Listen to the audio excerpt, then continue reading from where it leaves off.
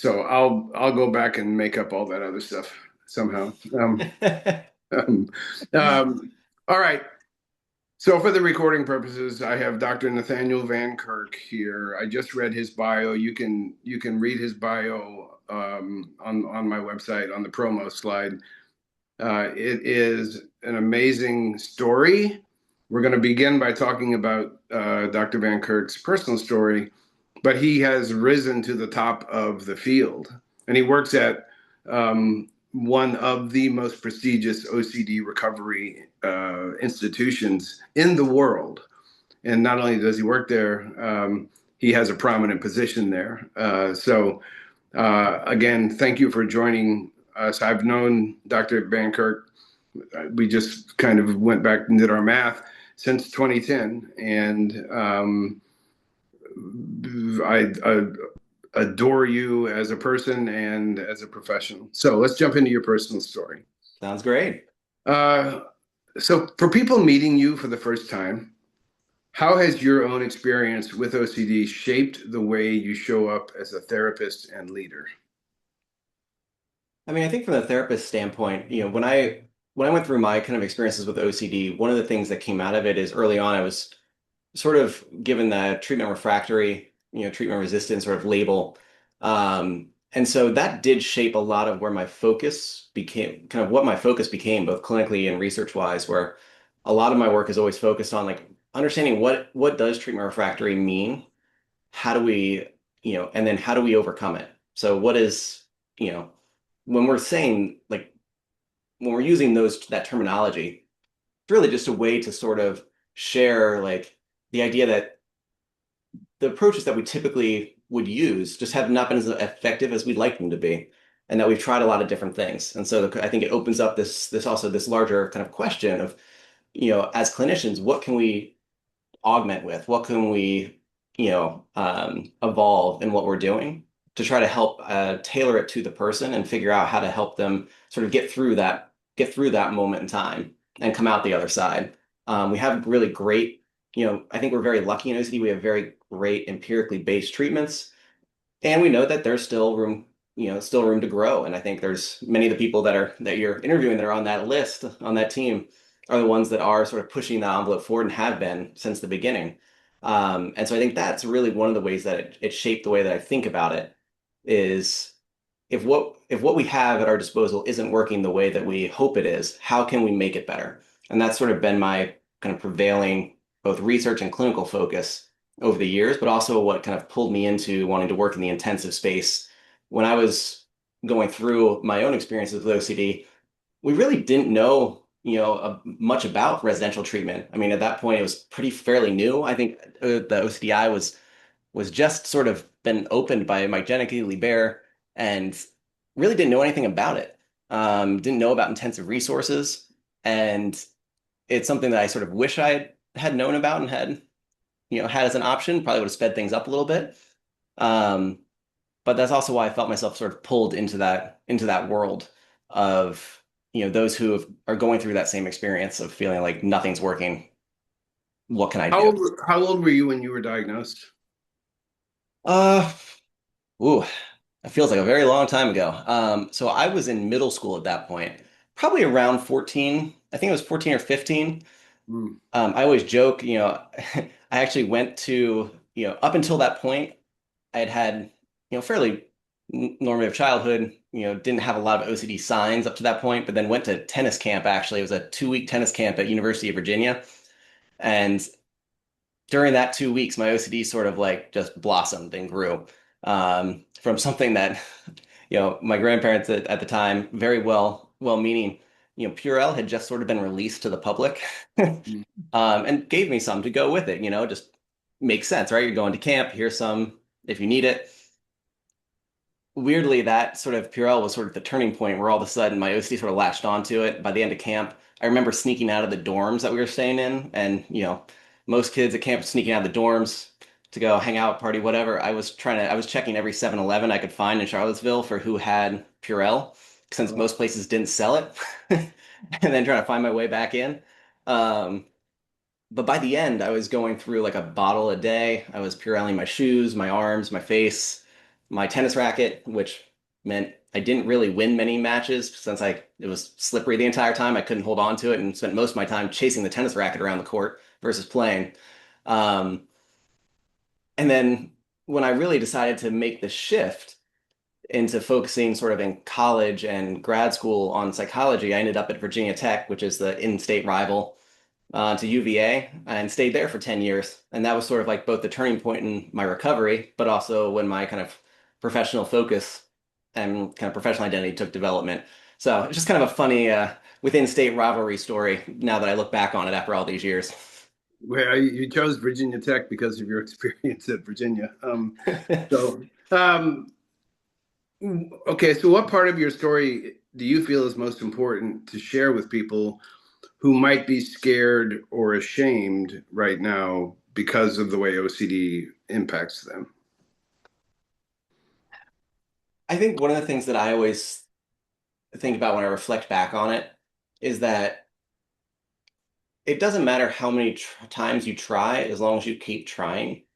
And sometimes you don't know when the perfect alignment of timing, of supports, of providers that you connect with, of treatment, you don't know when it's all going to connect and sort of line up to help you kind of get your life back and make that recovery run.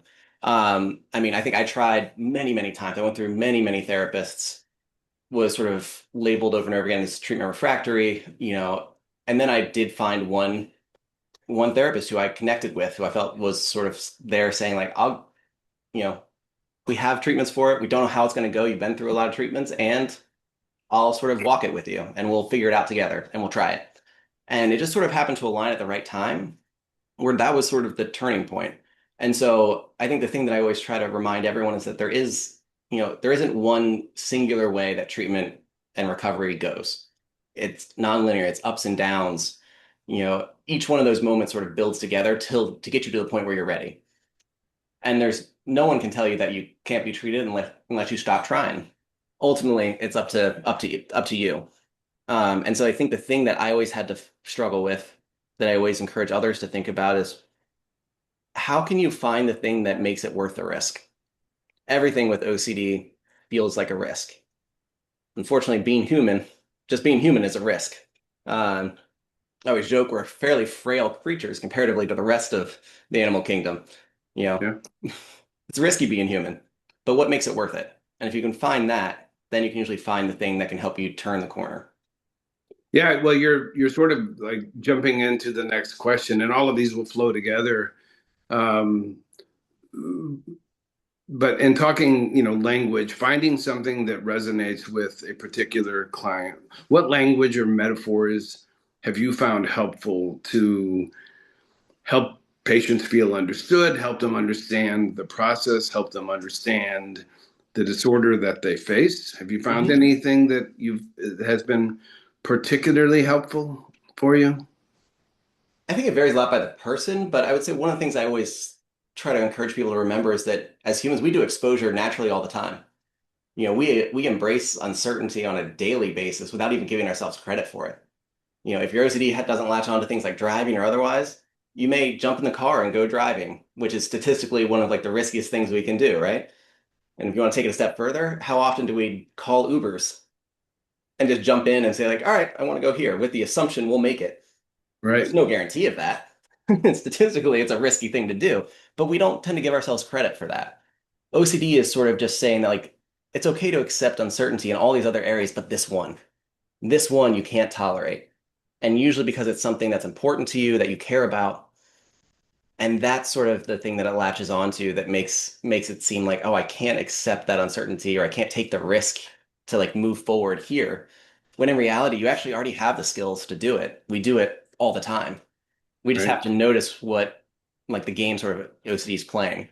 And the other thing I always tell people is pretty much all ritualistic behavior usually starts out as something that was functional or adaptive in the moment, but then grew over time. It became too rigid, too extreme.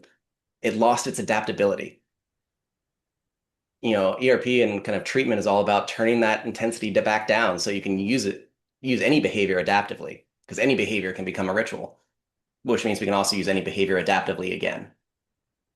That's a great point.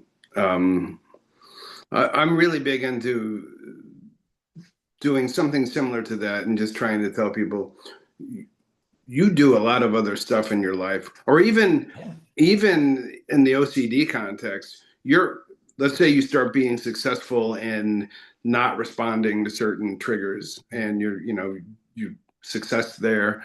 And then you find that one where OCD is telling you, no, no, no, no, this is way too important, way too Yeah. significant, not worth the risk, right? You can't do it. And I say, you can look back at the fact that you did these other ones. Hmm. And if you did that one, there's no difference here in how you treat OCD, right? So Oh yeah. it's a great, great, great point. All right, you've seen so three of the first five of my guests on this, three, including you, suffered from OCD. So Liz Mackingvale, Amy Mary Askin, and now you. And you've seen OCD from a personal angle, from a clinical angle, and a research angle, right? Hmm. So you're big into research. Yeah. What is one myth that you wish that you could erase about OCD for good? That's always a tricky one, right? I think originally when I first was thinking about it, it was like kind of the classic that OCD is more than just what you see on TV, right? And personally, I had like contamination and washing and was part of my OCD presentation. It wasn't all of it, but it was part of it. But that's not the only part of it. And I think that's sort of like the classic myth. But I think as time's gone on, um, our understanding of OCD has changed and like the awareness of it has changed. I actually think a lot of progress has been made in that. Still, of course, a lot to go. But one of the other things I think has come up that I really, as a clinician and a researcher, and as someone who's gone through it, um, I think there's sort of a myth or a belief or a fear that like exposure or ERP is dangerous or harmful. And I think that is one myth that I always try to challenge. And like when I'm teaching students and trainees and new clinicians, it is something that we have to work on. I think true for parents as well.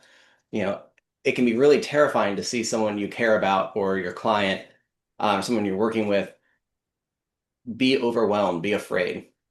As someone who's been in that position where I was overwhelmed, I was afraid, I was, doing everything I could to get out of it. Um, I think what I've learned over time is that anything that we do, and this is true, I think, of any psychological intervention, any medical intervention, anything that we do that is implemented inappropriately can be problematic or damaging.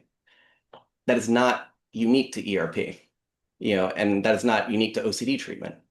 Anything we do has that potential if done inappropriately or not applied in the correct manner, like with kind of good fidelity, we might say. And so I think there's been this sort of myth that like because of things we ask that ERP is harmful. Um, Not to say that bad treatment isn't harmful, because that's true of everything, right? Like if you think in the medical field, if you give someone chemo who doesn't have cancer, like that's quite harmful. Right. If you do a surgery and you don't do it well, that's incredibly harmful. The example I always think about is even in like if you were a chef, right? If you prepare pufferfish inappropriately and serve it to somebody, that can be incredibly bad. But it can also be incredibly delicious if someone does it right. So something that is great and exciting and delicious can also have the risk that goes with it if done incorrectly or inappropriately or without preparation. And I think that is true of everything. So I think that's sort of one of the myths I'd want to challenge because as humans, we do exposure all the time. We just don't call it that. I think if you've been in a car accident and you've had to drive again, you're doing ERP. There Right. is, there is risk to it. There is a fear that goes with it. I think any of us who, when we first got I think about like some of my first wrecks when I got my driver's license, and some of them definitely my fault, others, lots of factors. When you're learning to drive, but if you never get back in the car after that first accident, you'll never be able to get anywhere. But getting back in the car is a risk, and you have to own that risk as you do it. That is exposure. That's as humans, that's how we're hardwired, is to face the things we're afraid of and find a way to make meaning and make purpose out of them and move through that fear.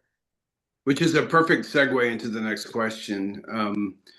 Your research focuses heavily on motivation across treatment. How do you help someone who feels like they don't have enough motivation or they're too afraid to do ERP? Yeah. I would say the thing that I always remind anyone is to have OCD, you have to have motivation. There's just no way that OCD exists. I think, I remember thinking about like your keynote too, and like I know we've talked about this and done some motivation panels over the years. Just to stick with ritualizing for as long as you do when you have OCD requires an incredible level of motivation. It's just sometimes we can almost talk ourselves into this idea of like, because I'm struggling with treatment, I don't have motivation.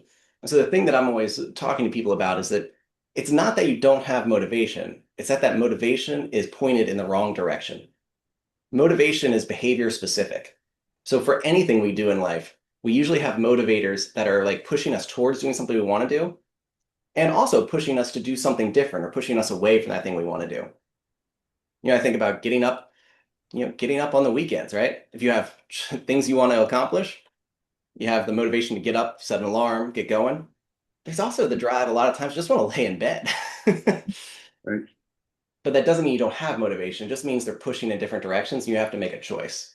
And I think the example I always give is how many of us have had friends that or family members when we share like what our rituals were would have been like, wow, I just would have given up after a while. Man, that seems like a lot. I don't know. I don't know if I have it in me to do that. I think that's very true. So I think the biggest piece of that is acknowledging we have lots of motivation for ourselves just inherently as being human. Because if we didn't, we wouldn't have OCD because we wouldn't stand and do our rituals for hours on end. Right. So, with that, I mean, what would you say to someone who thinks their fear or their resistance? You talked about refractory, but Mhm. what do you say to them when who they think that their fear or their resistance means that they are failing at recovery? Mhm. I would say this is a hard example to do over over Zoom without a whiteboard, but one of the things I always talk about is that because recovery is nonlinear, every time that you try something and it doesn't work, it's a chance that you've learned something different. We always think about recovery as going in this nice straight line. Right. But how I think there's, and some of the new research is actually conceptualizing is it goes in like phases and it sort of like iterates on itself, where you have moments where like you're considering what change do I want to make? Then you find your reason to it, you make a plan, you do it, and then you try to maintain it. But then sometimes life throws different things at you, and then you kind of like take a step back, or you slip up, or it doesn't go as planned, and then you have to sort of figure out, all right, well, do I want to put the effort in to do it again or try it differently? And you go through the cycle. I always joke that when I draw this up on a whiteboard, it kind of looks like a pile of poop. So, but like the whole idea is that recovery is messy and there is no one way to do it. And so if you feel like you've tried and tried and it hasn't worked, it's not that you failed. It's just you have to continue to iterate until you find the way to map it on to where you're at in your life at that moment. What is it? What are the pieces that are missing? And how do I build it in to then take that next jump and then do it again? I think one of the other things I'll always say is if someone has a perfectly linear recovery process with no hiccups, no challenges, that's when as a clinician I get really worried because it's those hiccups, it's those challenges, it's those slip ups that teach us how to like tailor the strategies we've learned to the ever changing kind of environment and life around us and make it in the long run, makes it stick. Without those, we don't get practice generalizing those skills. Yeah, and I think that there are two really, I mean, everything you said is absolutely on point and needs to be remembered. But I mean, I think a couple of practical takeaways are it's helpful to understand the process, right? What it's going to look like. I mean, expectation management. Mhm. If you know that this is what it's going to be like, you can be more prepared to Yeah. work your way through it. And then the other concept is learning from failure, and we'll call it failure with a small f. But I talk in terms of like having a foundation, and then whenever you successfully get through, let's say, an exposure and you haven't responded, that's a success, right? We'll call that a brick of success. Add that to your foundation. Yeah. But if you experience failure with a small f, like you weren't able to hold out and you perform the compulsion because you couldn't stand the anxiety or the uncertainty, that too can be a brick of success if you learn Yeah, from it, right? definitely. This is I gave in. This is why I think I gave in. Maybe next time this is what I'll do a little differently, or I'll Oh just try yeah. a little harder, or whatever. But that is a success because you're teaching yourself. You're right. You're retraining. All right. For people who are watching who feel completely stuck, afraid of ERP, or overwhelmed by shame, you and I both know what that feels like, and everybody on this call probably knows what that feels like. What's one gentle, realistic step they can take today, right? Afraid of ERP or overwhelmed by shame. What would you suggest? This is a this is somewhat of a answer non-answer, right? I think that in those moments, the most important thing is to take any step.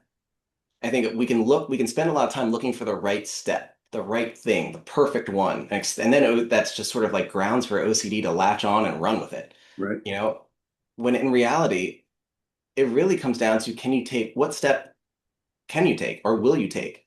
Are you willing to take? Motivation builds on momentum. It isn't, I think one of the biggest myths about motivation is like it has to feel good or feel right, or I have to have that feeling before I can do anything. Most of the research on motivation says that like intrinsic motivation, if you will, that like desire where you essentially are doing something solely because you love the act of doing the behavior itself and no other reason, is one of the rarest forms of motivation. As humans, we very rarely do stuff just because of the pure joy of it. There's usually some outcome we get from it, some value from it, some contingency that someone has placed on it that pushes us to do it. And I think that that's a really important thing. The way that I think about it is that if you're trying to figure out how to get unstuck, the first part is just get moving. Yeah, unfortunately, Nike actually did, I'm not paid by Nike. I'll put that disclaimer out there. But their marketing team actually got that right when it comes to motivation research, and the empirical literature on it is like a lot of it is just start, just do it. Right. And then the rest will come as it builds on itself. But if you never start or never take that any step, it's incredibly hard to get going if you're looking for the perfect or the right one.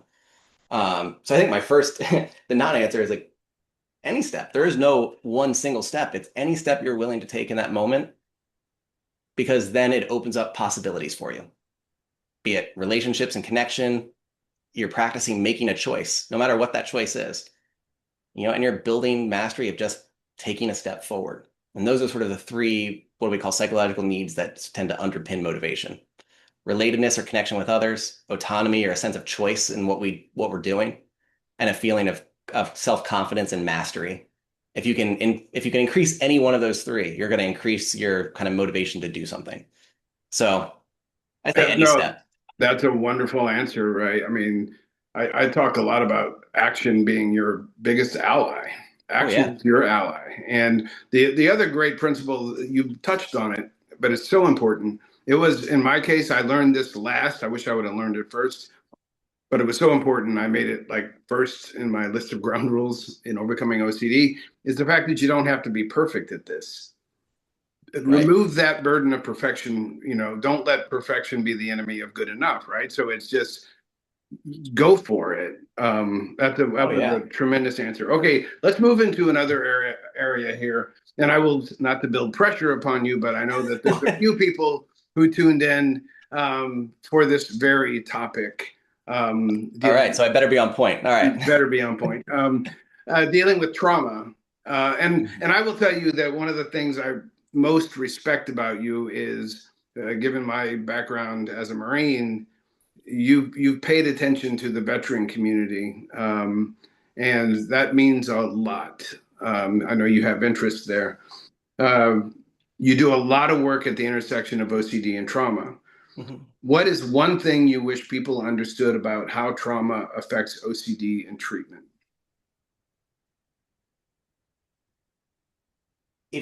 I think that I'm going to answer this in a two-part question so I can squeeze two things in there. The first is that it's very individualized. The data that's coming out and things that we're learning is that the impact of trauma or PTSD on OCD is very individualized. There doesn't seem to just be one path or one way. For some, it has no effect. For others, it has a profound effect on how the symptoms present, or can impact things like insight into like, are the symptoms sort of are the rituals necessary or excessive or not? Especially if you've had an experience that's similar to your obsessional fear, like it may be hard to hold on to that fact that like these behaviors may not be necessary, in the long in the grand scheme of things. Um, so I think that's one thing that's always important is there can sometimes be an assumption that either they are completely separate or they're always interwoven and overlapping. And I would say that we never want to make that assumption because we honestly don't know that. And the only Mhm. way to find that out is to really talk to the individual, talk to the person, really work through it. And for those of you who are going through it, exploring that with your clinical team to really understand functionally, are they connected or not? Because that's going to guide sort of what you do next. And when it comes to treatment, I would say that the other thing that comes up a lot is the idea that I can't do exposure, I can't do ERP because I have trauma. And the one thing I want everyone to know is that actually one of the gold standard treatment for PTSD is prolonged exposure, which is actually what exposure response prevention was based off of. Like everything we learned from prolonged exposure and PTSD is what essentially led, Dr. Edna Foa, who sort of like is credited with being kind of one driving force and creator of both. All of what we know about ERP came from the prolonged exposure literature and fear and how we address fear learning. And then it's grown as it's evolved and we've learned more. ERP sort of grew into its own. And we understand there's some subtle differences, but highly very important differences between the two. But exposure is a core component of both. And so trauma isn't a reason that you can't do OCD treatment because they overlap and can be quite complementary at their foundational like mechanistic levels. And I always want people to know that because I think it can feel like I can't do it. But that same feeling for individuals who have PTSD, like I hear that a lot. Like I can't do that exposure. It's too terrifying. It's too overwhelming.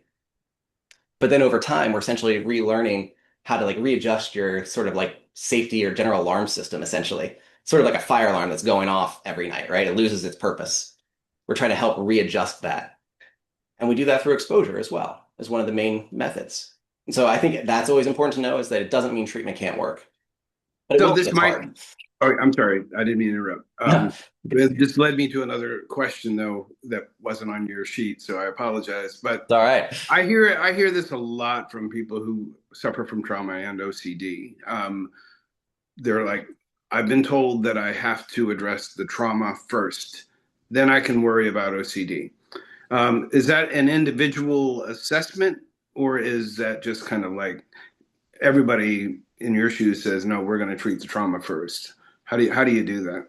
I think it's an individualized assessment. I do think as a whole, it makes OCD treatment easier and more accessible if you have some foundational trauma or PTSD related strategies. Um, Whether that be like good grounding and coping strategies, trauma focused coping strategies, um, whether it's just a good understanding of what PTSD is and the impact that trauma can have on us and why it has that impact. The reason for that is because, like, obviously, if you're doing like OCD exposures and someone is still like, if a traumatic experience is still very fresh, um, it can be really hard to do the OCD exposures because they may kick off, for some people, they may kick off things like flashbacks. And when that happens, you've kind of lost the thread of the OCD exposure, right? Because like your brain has essentially gone back into that moment when the trauma has occurred. Um, you're sort of processing as if you're back in that moment. And so it's hard to like come back to the OCD exposure. So that's typically if that it's in those instances where we'll recommend trauma treatment first. If the trauma symptoms are so pronounced that when we're doing OCD treatment, they're getting in the way of of the learning that is supposed to take place during OCD treatment actually taking place. Because if we know if that's getting in the way, we're just sort of torturing people in a sense, well, not really torturing, but like we're essentially pushing them into very overwhelming situations where like the learning that we actually need for ERP to work can't take place yet because it's getting derailed by the intensity of the trauma related symptoms. And so you may need to do a little bit of trauma work to turn that down or learn strategies to effectively cope with PTSD or trauma symptoms in the moment when they come up so you can come back to the OCD exposure and stay in that moment. But it is an individualized thing. But that is the rationale behind it. is even if it isn't full PTSD treatment, sometimes having the core skills to cope with the symptoms, I do think is a really incredibly important step because it helps just with regulating yourself during the OCD exposures. Okay, yeah. So I was going to ask a clinician related question about trauma, but I'll Mhm. save that because I think you just started to go there, which is good, because there will be clinicians who watch this, right? Yeah. This is for clinicians too, and I've asked all the experts who've come before you to talk a little bit, like if you're talking to a new therapist in this area, kind of what would you say? But we'll get there. Okay. And when we get there, if there's anything you want to say about trauma, then we can come back to that. Sounds good. Let's switch to family members playing a, let's say, healthier role for their loved one.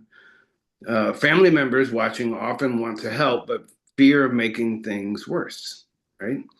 Yeah. What is one compassionate way they can support recovery without slipping into reassurance or accommodation? It's a really tough line. I mean, I don't know about you, but I think back on like what I put my parents through, especially as a teenager. Being a parent to a teen seems hard enough. I guess I'll find out in a few years. But a teen with OCD, I know I put them through hell a lot of times when the OCD was in control. It is a tough line. I think the thing that I always will say is that most of the work will happen in the moments where someone isn't triggered, where you set the foundation and the groundwork for, what language are we going to use together to highlight when I think OCD is sort of like running the show. And so I'm not going to give you, for example, reassurance because I don't want to make the OCD worse, but I will still be here with you through it. And I think, clinically, we had this thing, if you think about validation, very powerful tool, but the highest level of validation that we always talk about is sort of like just radical genuineness, which is like essentially telling someone like, I don't have an answer for you. I wish I did. I wish I could fix it, but I can't. But I can sit here with you while you navigate it. And I remember there are times where like I don't have an answer for someone, but I just sit with them while they go through it. And that's a way to support and show compassion.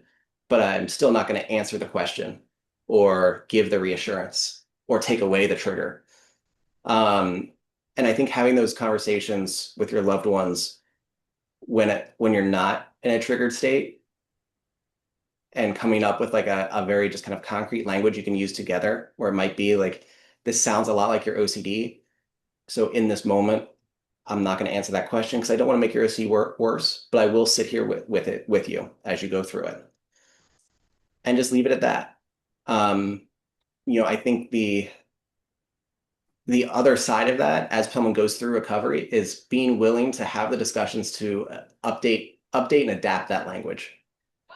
Because I think I hear, I know for myself and many who've gone through it is as you get to the other side of it, sometimes it can feel like everything is about OCD. And we actually want to change those conversations to be more about getting back to regular day-to-day life as the OCD gets better and as you're going through recovery. So that OCD isn't always the focus, but still having a language for when OCD might sneak in a little bit. And so I think having those conversations, updating the language, having honest conversations with them when they're not triggered, and then sticking to it. And then you can kind of debrief like, hey, did that work or not? Sometimes it will, sometimes it won't. And that's okay. I think No, it's really good. I was just going to say my next question. You're answering it, but for people who need a more direct question, but the question I was going to ask was how can families set boundaries without feeling cold or uncaring? But you're answering that. I think that's how you do it. You communicate, and Yeah. you adapt your communication as recovery goes along. I would also say that it's a new way of caring. I think something I talk to parents and family members and loved ones, whether it's a parent, with OCD and we're talking to their kids or vice versa, or, significant others or siblings, whatever it is, you know, we're essentially teaching a new way to care. And sometimes the most caring thing you can do for someone is hold them to task. I can think about like my recovery.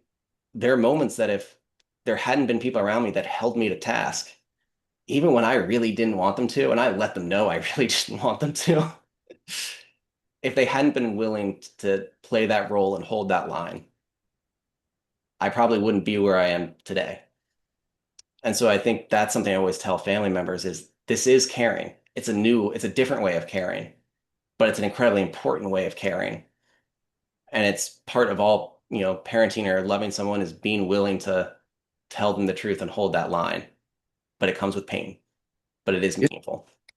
Yeah, and I mean it's different, but it's like in the same genre of telling your teenage son, no, you're not going to go stay out till 3 a.m. with your buds. Right. But you're not being fair. You don't love me, and I go, no, I care for you. That's why. That's why, right? Yeah. Um, all right, so let's jump into what I talked about previously. Any guidance for new therapists? For therapists just beginning to treat OCD, what mindset or skill, and I think we can even throw trauma in here too, but you can treat them together or differently depending on how you want to do it. For therapists just beginning to treat OCD and or trauma, what mindset or skill do you think is most important to develop to effectively treat the patient? I think the biggest one is learning to tolerate your own distress. I think when we get into this field, the as therapists and providers and supports, we do it because we care about others and we want them to feel better. And we take pride in helping someone feel better. Um, and so exposure, and just going, even whether it's OCD or trauma, PTSD, just going through those difficult moments, like you have to hold someone's pain and while holding hope for them in the most difficult moments of their life, which also means that you're going to have to practice holding your own emotions and not letting those or the fear of like the of making someone distressed. You have to hold that because that is our role. Um, our role is to help push someone to achieve what we know they can achieve, even when they don't believe it themselves, because that's what it takes until someone can hold that hope for themselves. And that requires the ability to hold a lot of distress and hold your own distress of making someone else upset or anxious or afraid or fearful or panicky. You know, that's what we do. All right. I think I know the answer to this question because in my mind it's logical, and I'm just using an example of in my profession, let's say as a Marine, a more senior Marine, or even as a lawyer, just a more senior lawyer. Mhm. What advice would you give to a young therapist who feels intimidated by complex cases or trauma influenced OCD? I would say one way I would think about it is just by learning how to treat OCD effectively. You've built many of the foundational skills that can help you learn how to treat other things effectively too. Learning to be effective is a process of learning that through graduate school you're perfecting. And with each time that you develop a specialty, you're refining that process. You're learning how to learn effectively and how to apply it. And so if you find yourself in a situation where you really are working with a complex presentation or you're you notice like trauma is a part of that, picture that you maybe didn't know was there before, you know, seek consultation, reach out to others, go back to the literature and figure out how do these treatments work? What are the mechanisms of them? So that you can understand what you're trying to achieve and how you're going about it. Because if you can figure that out, you can learn to map the skills onto each person, no matter how complex the case. You just have to sort of break it down, work with your clients to really make sure you have a good understanding of the full clinical picture. How does everything come together? Where is it separate? Where is it overlapping? Because once you have that, then you have a roadmap for picking and mapping on, empirically based skills to the individual and individualizing treatment. And that process, the more you practice it, the easier it gets in a sense. So I'd say that it's really just continuing to grow and learn as a clinician, just like you did in grad school. There's a point where you didn't know how to treat OCD either. but you learned. That is what grad school is about, is teaching you how to learn, how to find the right information, and then how to map it on to the person who's sitting in front of you. Yeah, and you're right. You build those foundational skills, you learn those foundational skills, and when you enter the practice phase, the learning continues, right? Mhm. And you Yeah, have yeah. all the support around you to help you work through difficult problems. Um, and it would just break my heart to see somebody just get so flummoxed and intimidated by a really hard case that they said, this is not for me, Hmm. right? Because your motivational reasons for getting into the business still are there. Exactly. Yeah. So, And I think that's true of any career you go into, right? You mentioned like, your experience as a lawyer. There are always going to be cases that I'm sure you don't know the answers right offhand, right? You have to go figure it out. And it's that process that you've learned. I think that's true of everything that we do. Um, I would say the other thing I'd tell new clinicians in line with that is seek mentorship, seek supervision. Don't try to do it all on your own. yeah. All right. I'm going to cheat here. I opened up my other computer for you. For those of you who see a different background on me right now. My computer decided not to cooperate with me. So I'm doing this interview on my phone. And now, so I can read the chat, I pulled up my computer. So if it looks like I'm doing something else, I'm not. I'm still with us.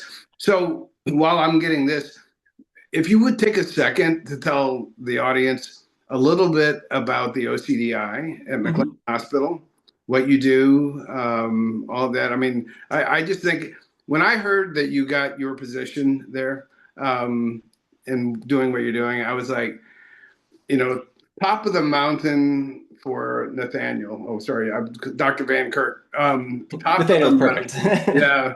Yeah, I was so proud of you. Oh, thank you. Uh, again, you have such a huge impact in this field and this community, and you're such a nice person, right? For everybody who doesn't know you, who watches this or is watching it or who watches it later, just know from personal experience, Nathaniel Van Kirk is one of the nicest human beings on the face of the planet.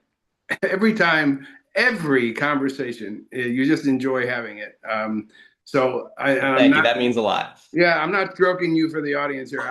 I truly, genuinely believe that, and I was really proud of you. So, just take a few minutes, if you will, to tell us about the OCDI, where it is, what you do, what the institute does, etc. Go Definitely. ahead. Yeah, so the OCDI, we're a residential and partial hospital intensive treatment program for OCD and OCD related disorders like trichotillomania, excoriation, hoarding.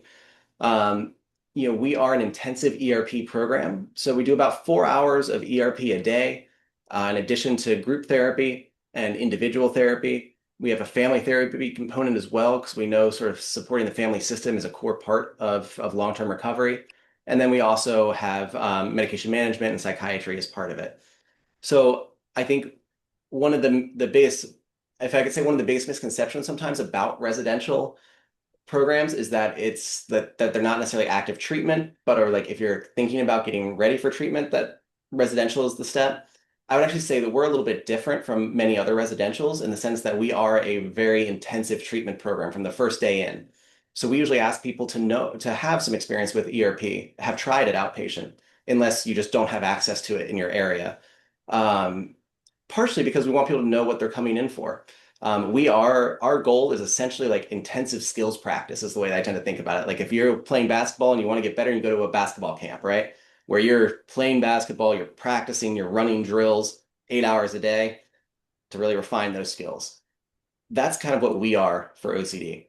Our job is to sort of help adapt the empirically based skills that we know from the research literature that work for OCD, tailor them to the individual and sort of what you're experiencing, and then run through intensive ERP skills practice over and over and over again. And I think the biggest part of that is also, and I think this goes back to Shannon, what you said at the very beginning, is that treatment is an ongoing process. And so our role in that is to be here when you need that intensive skills practice. The goal is not necessarily, and I think this is something that sometimes people come in with. that can be really challenging is like I'll go to residential, I'll leave, and I'll have no OCD whatsoever. I'll never think about it again. That may happen, and that's great, but that's not what our goal is. Our goal is to help you sort of develop and master the skills so you can take them back into your daily life and apply them, because that's where recovery really happens, is in your day to day with the people you care about, doing the things that you love.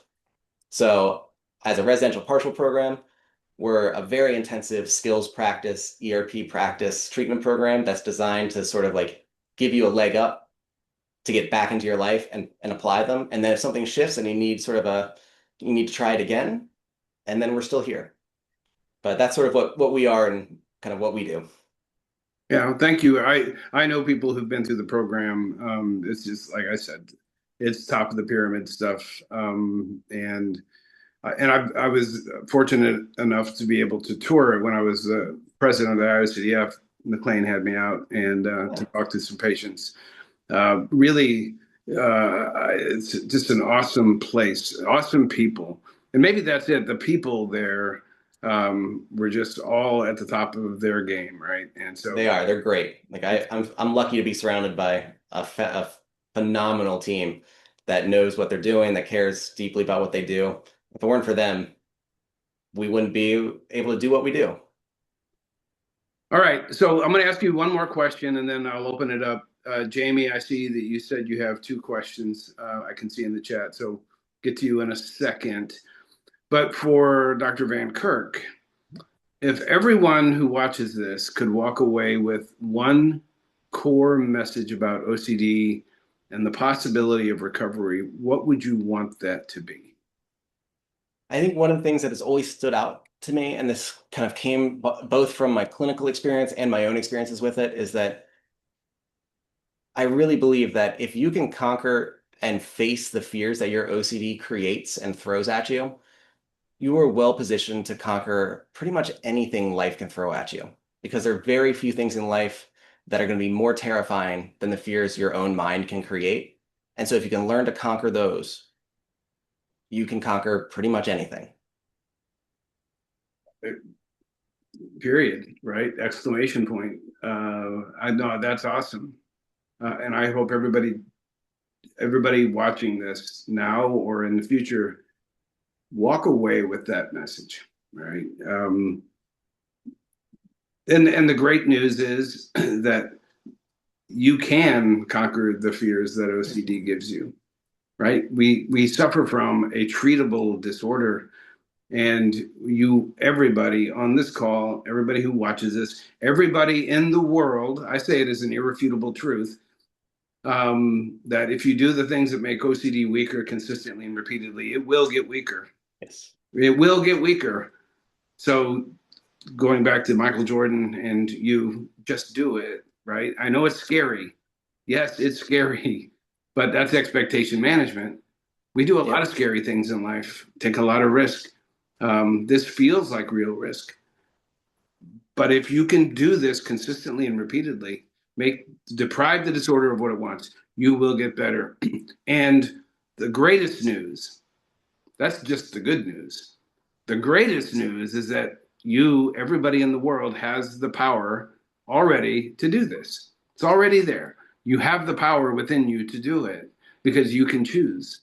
You always have the ability to choose in the face of fear, in the face of anxiety, in the face of uncertainty.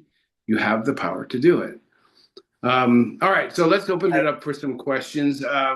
Shannon, before we jump into questions, I wanted to highlight something you just said because I thought really resonated and it's really an important thing that actually comes up a lot in treatment is that it feels like real fear and still you can face it. I think the way that you said that is spot on. Um, I think there can sometimes be this belief that with OCD, well, it feels different. This is real fear. And I think what you just said is so incredibly important. And is that we face real fear every single day of our lives as humans. And so it doesn't matter what the fear is, just inherently we all have that ability to face it because we are human and we've done it. And so I just wanted to highlight that because I think the way you said it and what you highlighted is incredibly important for the recovery process. uh, Thank you. All right, so let me fiddle with this darn phone. Um, so I have to see. Okay, I'm going to unmute everybody, um, which is basically if you get something from me that says ask to unmute, just say yes. That way I don't have to do it individually. If you're working in construction or anything at your house, just mute yourself. Um, um, so there we go. Okay, Jamie, you said you had a couple of questions. You want to just go ahead and ask them? Yeah, yeah. Sorry, I don't have my camera on. I haven't like showered today yet. No, So, that's fine. That's fine. Okay. um, so I've been learning about the whole ACT therapy stuff, right? And so one of the tenets in the beginning of the book is let go of the rope in the tug of war, right? Yeah. So I was like, oh, that sounds good. I'd like to just let go of that battle.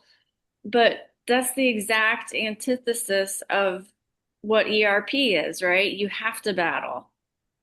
So what do you think they mean when they're saying let go of what? Or is it Uh, maybe it's let go of my resistance to doing ERP? Yeah, I think that's a great question. So I actually think that doing ERP and letting go of the rope, letting go of the battle are actually complementary. And I think we'll talk about this a lot in ERP as well, of letting go of the rope.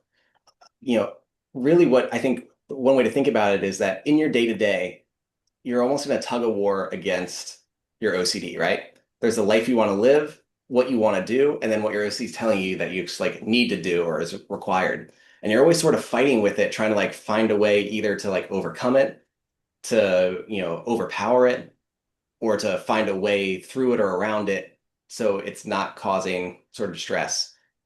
But that all, and I think what ACT is talking about is that in all of that, you're playing OCD's game because you're engaging with it, you're fighting with it versus just going and living your life. Dropping the rope, both be it ACT or ACT informed ERP or ERP, is really about going and living your life and doing the exposures, doing the things that bring you closer to the life and the values that you want to live, and just not engaging with the OCD, letting it yell and scream and do all of its stuff. But as long as you don't pick up the rope and fight with it, it has no say. And I think that's the way I would think about it. I think the two are actually very complementary. And it can be a way of thinking about how to engage in exposure, which is I'm gonna go do this thing that's triggering, that's terrifying, that's an exposure for me because it's important to me, because I value it. No matter what the OCD says to me, I'm just not gonna To engage with me, it. that's not letting go of the rope. That's fighting. Mhm. I would think of it as like, I think the other example that goes along with it is if someone like on the street is yelling at you, you have an option, right? You can turn around and yell at them back, or you can just keep on walking, put your headphones in. Doesn't stop that they're yelling, but you're still doing what you need to do. And you're not like running away or like getting off like the street or, not going out and doing shopping or going and seeing friends. You're just sort of ignoring them, even though they're there still yelling. But I can't ignore ERP. I have to go touch the raw chicken. Mhm. So I can't just go on with my life as usual. If I went along to live my life, I would never touch raw chicken again And so why is it important for you to be able to touch raw chicken? because it's an OCD thing. And what is touching that raw chicken? By facing that OCD thing in a sense, but not engaging with it, but just doing this practice. What does that allow you to do in your life that OCD has taken away from you? That's important. But ERP is asking me to engage with it. Right. So what would you achieve from it? From the ACT side, you're asking what is the value in it, right? How do Yeah. you live a valued life? Is cooking for family members or being able to cook what you want when you want, no matter what it is that something that's important? I want to say no, but I know that even if it's not about chicken, it's about something else. So I have to Yeah. do it. And so ERP is a skills practice, almost like think of it like that life skills practice, right? I'm learning to cook chicken because it's a good skill to have so I can cook anything that I want. So I'm going to learn to do it and I'm going to face it.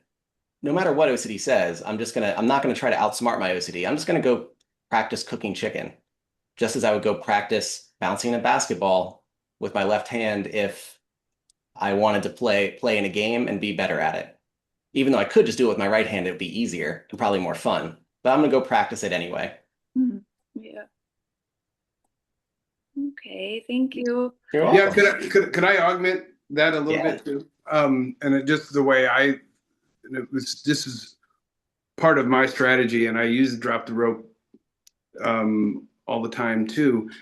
So if you think about what OCD needs from you, right? OCD needs your participation. It needs you to push back. Let's say touching the raw chicken creates all of these threat, intimidation, consequences, whatever. You're going to get salmonella, whatever it does to you. You're going to poison your family. It just continues to threaten you. Um, and OCD needs me to be afraid of that. It needs me to try to get rid of that thought, to push it out, or to do something that makes sure that I don't get contaminated or poisoned or anything like that. It needs me to do something. It wants my resistance because I'm concerned. It's important that I touch the chicken because I have to cook for my family, for example. So if that's the thing that it makes us afraid, if that triggers us, the exposure is what we've got to be able to do and not respond to those thoughts or feelings or urges or images that come. So for me, the epiphany of my recovery, I mean, the true epiphany of my recovery, when I figured this out, everything got easier.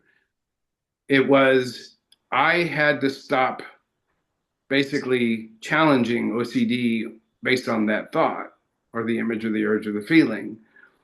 And I knew that resisting the thought from coming into my head made it stronger. I figured out that trying to push it out of my head by doing something, avoiding cooking chicken, for example, or doing something else, asking my wife to cook, or are you sure the kids aren't going to get salmonella poisoning or whatever you get from chicken?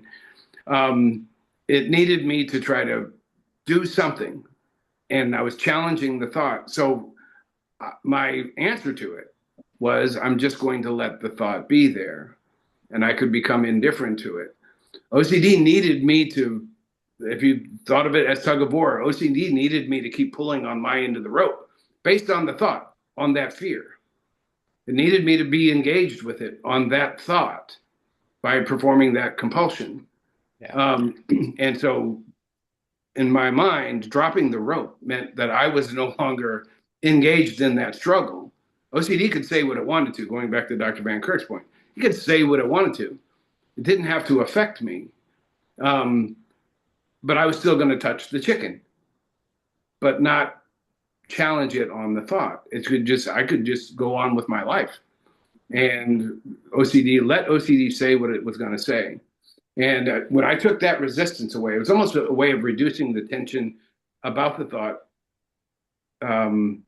between me and OCD. That's how I thought of it.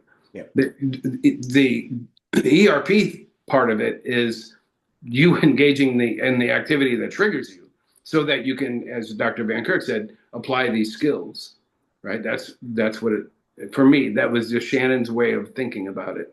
And it helped, right? Allowing the thought to be there. Just let it be. I didn't have to engage in is this true or not true thing? No debate. I'm just saying, you say what you want to say. I'm not engaging.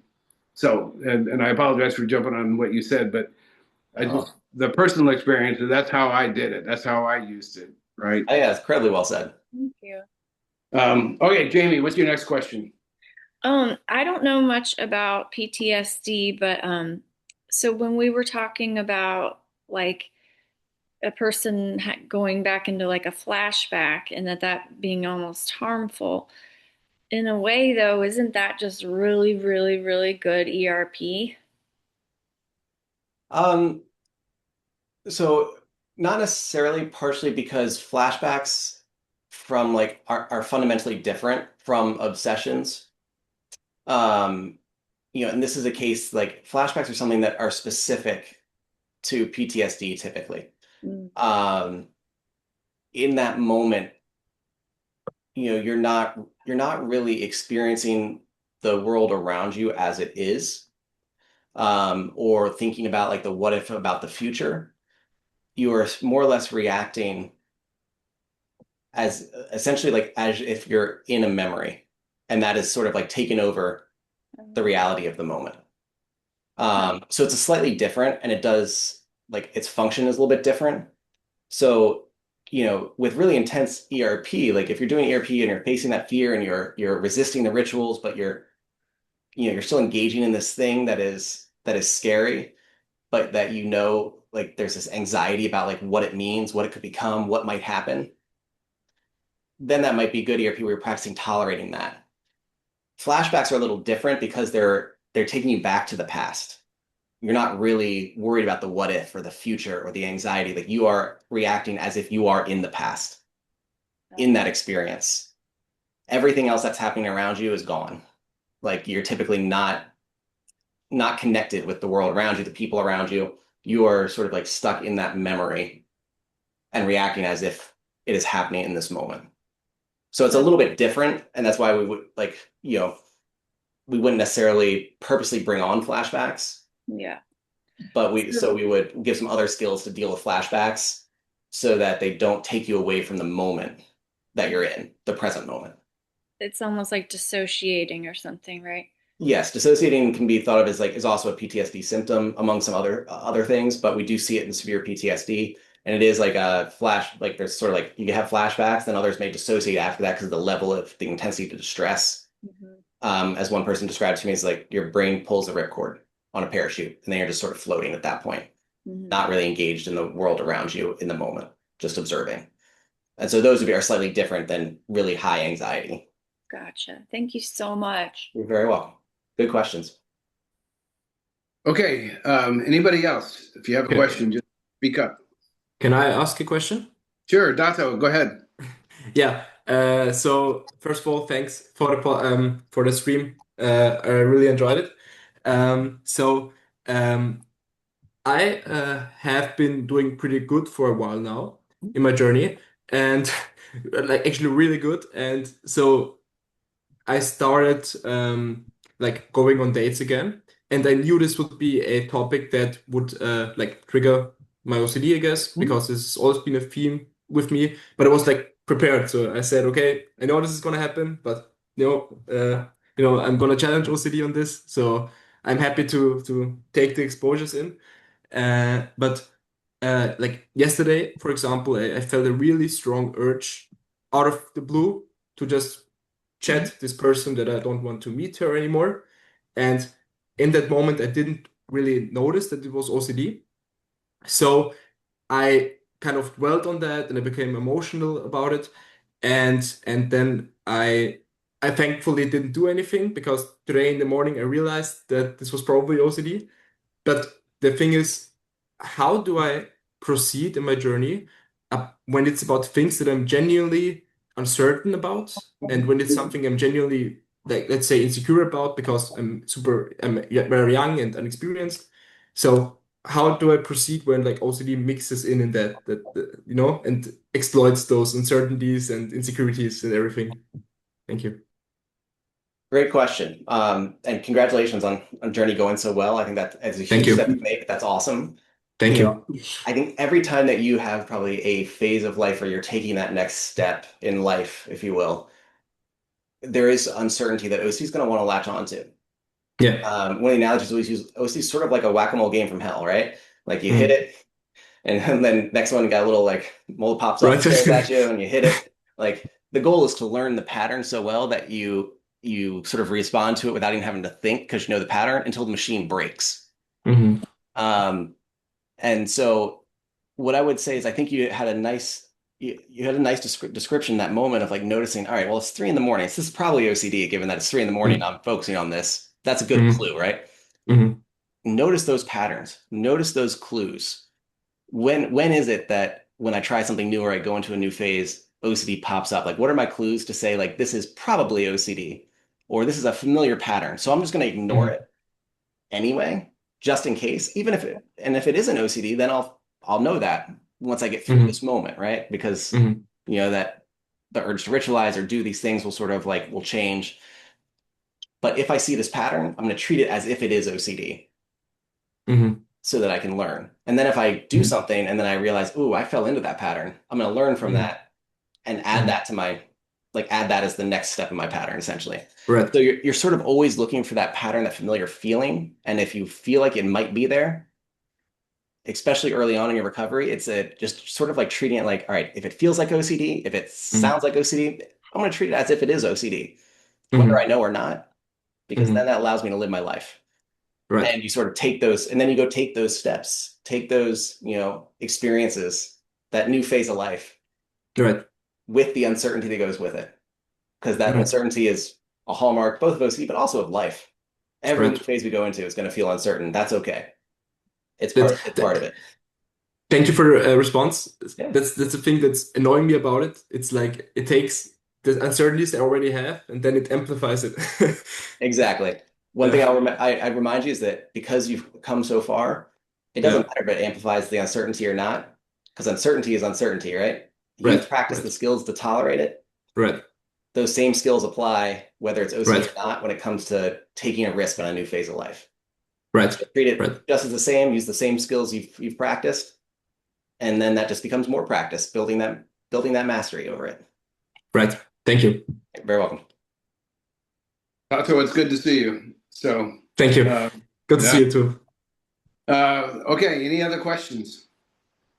Jump in. All right, doesn't look like we have, and I actually saw one real fast, Jenna, in the chat. oh, There was one question about, about from the trauma and OCD. So how do we know if trauma is what's causing, um, or getting in the way essentially of ERP or not? I think that's one of the things where my answer to that would be that is something that you have to talk with the individual about because it is very individualized. And if you're unsure, like kind of almost do a functional analysis of it with a person. If you're the one who's going through it and you're unsure, bring it up with your therapist and walk through like kind of like functionally what is getting in the way so you can start to detangle them. And then the other part of that was, is there another way to regulate emotions other than DBT? Um, and I would say that DBT is like almost a very specific application of emotion regulation skills. All of these skills that we're learning when it comes to OCD treatment, when it comes to like DBT skills or otherwise, they're like core foundational emotion regulation skills that we sort of develop as we go through the challenges of life. But sometimes things get in the way of that, be it life circumstances or otherwise. And so I would say that DBT is one method of learning emotion regulation skills that's sort of tailored to certain, challenges, experiences, or intensity of emotions. But they are all still kind of emotion regulation skills. And there are core emotion regulation skills that are just part of that we develop and are helpful as part of being human. I think a great example of this is there's been some pilot studies of essentially integrating DBT skills into school curriculum for younger kids. And there's some data suggesting it actually like speeds up development of core emotion regulation skills and gives them core skills that are useful across the lifespan just for daily emotion regulation, daily challenges. So I would say the DBT skills is one way, but you're really looking at emotion regulation strategies as a whole is sort of like the larger category. And there's a lot of different applications of it. DBT is probably just the most intensive skills practice around it. thank you for catching that. Again, I apply my first ground rule to my entire life. I don't have to be perfect at anything. That shows in everything that I do, right? So um, I didn't even see that question. I even looked for it and I didn't see it. So that's okay. Um, if anybody else has a question, you can like send it to me by carrier pigeon. Maybe I'll see it. um, um, I want to reiterate how first humbled I am that you decided to join us and chose to join us on a Sunday and support what we're trying to do. You are an amazing man, an amazing professional. I'm very happy for you and all the success. Thank you. You have a tremendous story. It's very compelling. It's very inspiring. Um, so I've enjoyed all of the time that I've spent with you over the years, being on panels, just working on different stuff. And I again want to thank you from the bottom of my heart uh, for you joining us today. And everybody I know enjoyed this and learned a lot from it. So thank you, Dr. Van Kirk, Nathaniel, for joining us. And this will be available on open to the public for people to see. So, Well, thank you very much for inviting me. It's always an honor to get to work with you and bring it full circle. And I look forward to continuing to work together over the years as we do. But thank you for doing this. It's been a real pleasure. Yes, sir. Thank you. All right, everybody, out here, enjoy the rest of your weekend. And in 2 weeks, I'll be talking with the dynamic duo, mother and son team of Chris and Liz Franzen. So that'll be a big day for us.